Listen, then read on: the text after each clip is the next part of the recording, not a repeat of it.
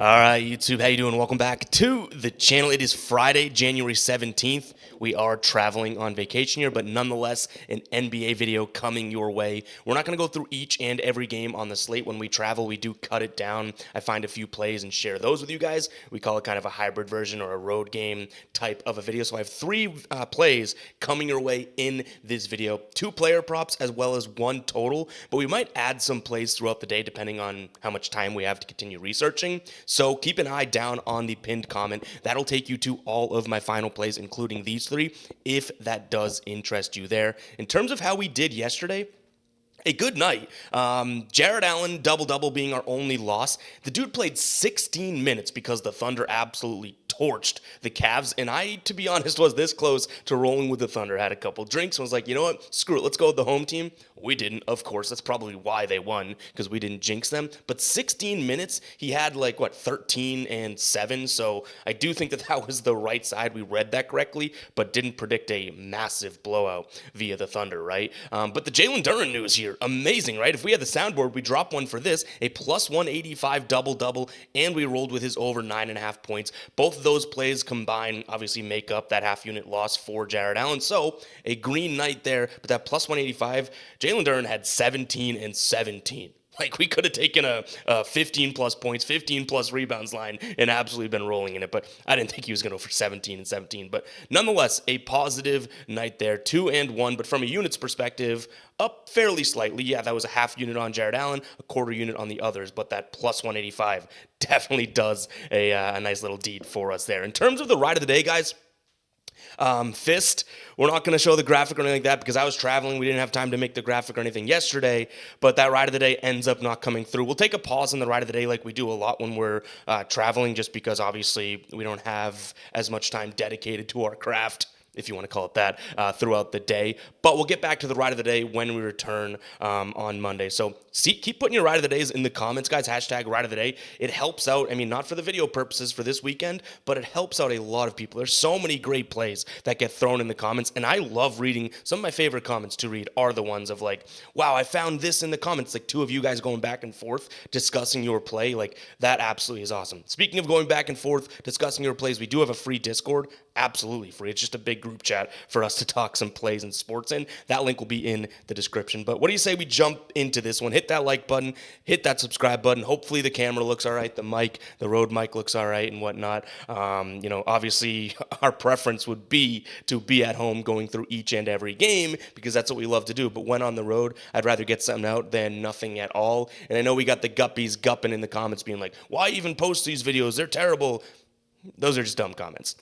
Let's jump into play number 1 here. I like this one. We have Devin Vassell. It's a same game parlay. You can get it on ESPN right now, minus 143. I think on MGM it was minus 145. On DraftKings, FD, Caesars, it's a lot more juiced than those spots. So I think we're getting a good look here. We just saw this matchup, a few nights ago, right? Devin Vassell did end up going for 20 plus, which his normal line right now is 19.5 points. I don't hate it. I don't know if it's, a top tier type of a play for me. What I like about him in this spot is he should be able to score from the outside. This Memphis defense is very good. And again, we just saw this matchup a couple nights ago. This Memphis defense is good inside. In terms of where Devin Vassell likes to score from, we should know by now, right? He's kind of a versatile player. He can score from outside, inside, mid-range, that type of thing. But in terms of where he's most likely going to want to score from here is with those spot-up threes. And this is a team that is ranking 26th right now in field goal percentage against from the above the break 3 line. Now, Devin Vassell isn't going to shoot a lot from the corners. Even if he does, sure, maybe he has a chance to make those. But a lot of this analysis is based on him taking some spot-up threes. We've seen CJ McCollum go over his line. We've seen Peyton Pritchard go over his line. Malik Monk go over his line. So a lot of guys here recently that you could make somewhat of a shooting comp to Devin Vassell in terms of a spot-up or even, I guess, catch and shoot, that type of stuff.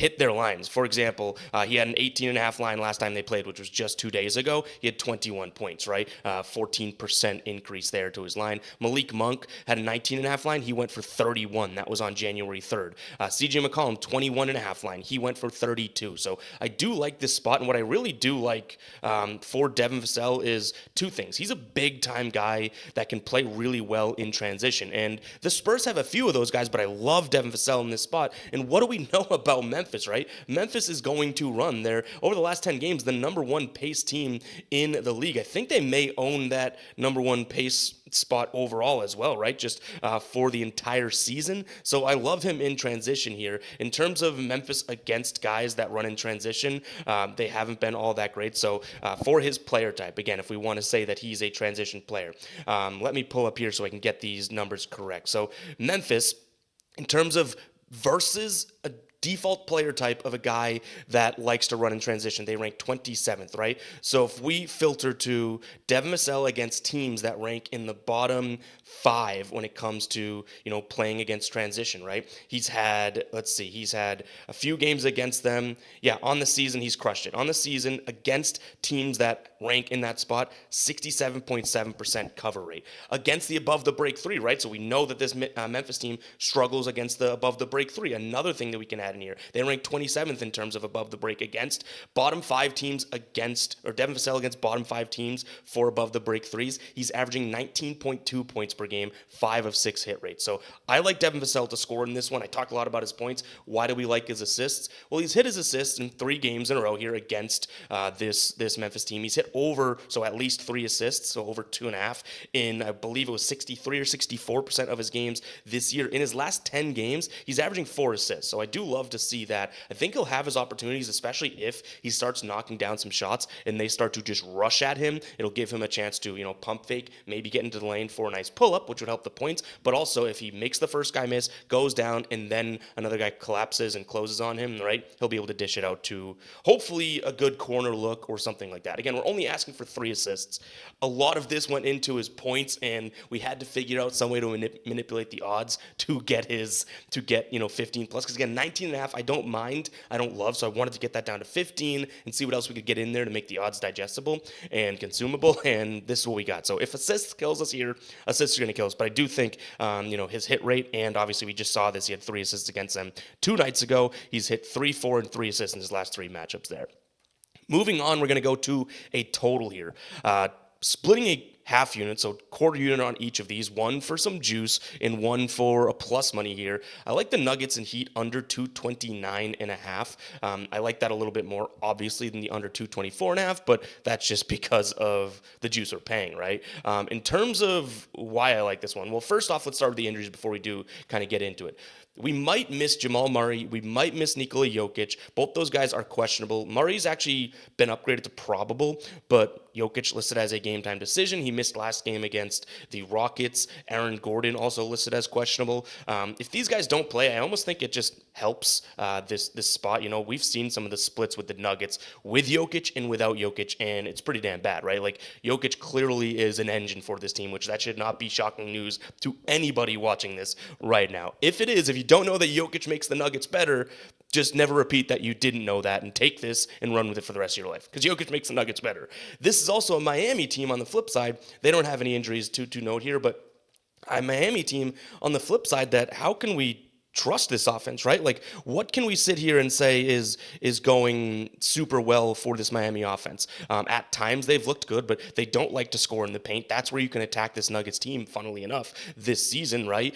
They're actually the third lowest team in terms of field goal attempts per game in the restricted area in the last 10 games. So they're not even getting it to the rim. Sure, they'll try and shoot from, the foul line area and whatnot, so kind of mid-range into that in the paint. But Denver in the mid-range in the last 10 games here allowing a 34% field goal percentage against. They're covering the mid-range really well. The paint, getting to the rim, is where they have had some struggles at the rim over the last 10 games, 70% field goal percentage against. I don't necessarily sit here and think that, Miami has anybody that's going to really challenge it in there. We've seen Bam Adebayo shrivel up right in front of our eyes, right? We had him over 14.5 points against the Lakers last time out. He had like 8 in the first half, finished with 10. Way to go, Bam. But anyways, Miami, again, I don't think that their offense fits this, but even if their offense fits this, like say that they are a team that loves to get in the paint and all that, they're playing at the sixth lowest pace over the last 10 games. We've seen them just, to this line recently, not exactly crushing it. So I don't understand, now, Denver, let me take a break for a second because we're all over the place from Miami. Denver is a fast-paced team. It's crazy. You wouldn't expect it. You don't expect it. You don't associate Nuggets with fast pace. But they are a top 10 pace team. No Jokic drops their efficiency so low that I really don't care if they're running up and down the court, playing really, really fast, if their pace is up there, because it's not going to be efficient basketball. You take out Jamal Murray, even more of a reason, right? Can Russell Westbrook push the pace? Sure, but again, it's all efficiency to me. Now, if we look at this Miami team, back to them, their recent games here, let me just rattle off their last 10 games. Now, there are a few where, yeah, they've had some good scoring nights, but very important to note the defenses they were against. But 104, okay, we'll take that tonight, right? 119 against the Pelicans. 115, Pacers kind of up the tempo, right? 100, 118, 114, 97, 119 against Portland, 108 against the Lakers, and then 98 against the Clippers. Their defense honestly hasn't been that bad. 117, 109, 98, 92, 98, 123, and 136, 128. That was a rough three-game stretch at home there. And then against the Rockets, decent offense, 100 points allowed. So if the Heat can play defense, which I haven't really given them much credit for in this breakdown so far, but I'll start now, right? I kind of like them to, obviously, a beaten and bruised Nuggets team. Even if Jokic plays, we could see some decent defense from the Heat overall. And then if we look at the Nuggets' recent games, they're not exactly lighting it up, and their defense has been pretty damn good. So in their last 6 games here, 106, 126, 124. So those other 2 games, high-scoring games, right? Then we jump right back to numbers we'd probably take today. 112, 116, 108. Their defense, if we throw out that Houston game that we just saw, the 5 before that, 99, 101, 105, 103. 116 would be the next one. So this Nuggets team hopefully can play some D as well. But again, I'm just kind of banking on both offenses, not really firing on all cylinders for this one here. And if we see some, I'm comfortable with these lines, even if everybody gets ruled in. I'd rather some of the better scorers and main guys for the Nuggets be ruled out. But if they are in, I still do like this. I want to make that clear. It is a final play. Now, the next one we're going to move on to here is going to be a guy that I don't know if we've ever, in the years of, I guess we haven't had many years specifically with him, but in the years of us doing these videos, I don't think we've ever really rolled with him, but I like Mark Williams tonight over 15.5 points. The dude obviously has missed some time this season. There's no getting around that, but he's come back and looked pretty good, right? I mean, last 10 games here, he's averaging 17 points per game. To be honest, he is on a team where a lot of guys may take a lot of volume away from him. So I'll get right out there and say that I acknowledge that. But, in terms of the injury report, we do have a couple guys that, could be, at least one important, Brandon Miller. I think Mark Williams is listed as probable. So if he doesn't play, obviously this gets avoided. And I'm hoping he's not banged up or anything like that. But he is probable. And this is, I guess a spot in which he should be able to be all over this Bulls defense who cannot stop points in the paint. Yes, you guessed it, Mark Williams likes to score in the paint. But again, he is on the injury report. But if Brandon Miller misses, Mark Williams plays, I think that just shouts way more, field goal attempts per him. And this is a guy that 24 points in his second to last game. And then his most recent game against Utah, was it 2 days ago? He scored 31. And he played the Bulls earlier this year on December 30th. He had 20 points. So a team like the Bulls that cannot really stop much in the paint. Mark Williams shoots the ball. In fact, leads the team over the last 10 games, right, of points in, field goal attempts in the restricted area for this team. Obviously, LaMelo Ball is going to take a bunch of shots in the paint, so I'm looking more at the restricted circle, which is what I would call at the rim. If he's going to shoot 7 times down there, his field goal percentage down there is 76%. So say he does go out there and make, at least 5 or 6 shots from right at the rim, we're already on to 10 and 12 points. Tell me he can't find 3 or 4 more throughout the rest of the game in which he's going up against a Bulls team that, again, stinks against the center position. If we look at them specifically against the center, right, and this is using our dashboard, which we put out to Guy Boston Sports members on the site each and every day. We don't have a graphic for it here, but obviously, if you guys do want to check it out, that will be on the Guy Boston Sports site. In fact, why don't I pop it up on the screen? We probably can do that. Give me a sec. All right, the things we come up with when we are on the road. I can see it down here, right? Look at hello. You can see my finger. You can see up here as well, hello, but you can't see my face. So I could be doing anything behind this screen. But this is the dashboard that I'm talking about, and this is what I wanted to call out. Look right in the middle of your screen towards the bottom. Chicago defense versus position over the last 7 games. 29th in points, also 27th when it comes to rebounds. So we do have opportunity here for Mark Williams to have some putbacks as well if they're giving some offensive rebounds to him, which would be kind of nice in a spot like this, right? But overall, we've seen just centers really have some success, and guys that score inside have some success against this Chicago team. Chicago plays at a fast pace, right? Which isn't exactly a massive spot for Mark Williams. He's more of a pick and roll guy.